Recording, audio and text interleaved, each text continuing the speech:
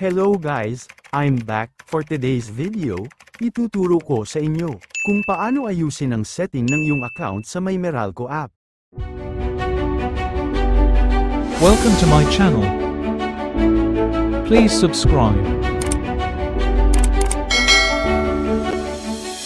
Last time ay tinuro ko kung paano gumawa ng account sa Meralco app, ngayon naman ay aayusin natin ang settings ng ating account. Wala nang patumpik-tumpik pa, let's do this. Buksan mo ang iyong Meralco app, at mag-sign in, since nakalink na ang account ko sa Gmail.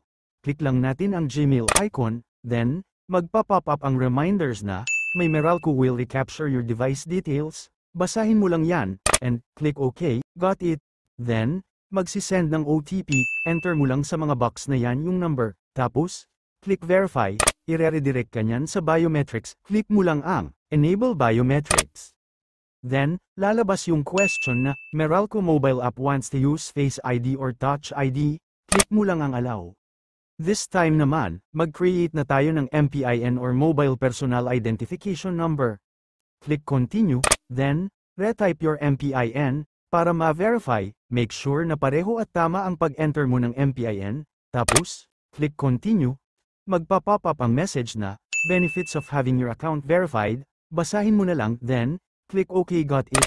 Diretso ka nyan sa, take a selfie, click mo ang camera icon, para makapag-selfie, then, lalabas na ang camera. Pagkatapos maka-selfie, click Continue. Ngayon naman, dadalhin ka nyan sa Proof of Identification, mag-upload ka ng ID mo. Click ang type of ID na i-upload mo, UMID ang sa akin. Tapos, click Upload File. Click Allow. Kunin mo na ang picture ng ID mo. Tapos, upload mo din ang picture ng likod ng ID na ginamit mo. And then, click Continue. To check lahat ng info, click mo ang Track Details. Kapag okay na lahat, yun na, successfully done na ang settings ng iyong account sa may Meralco app.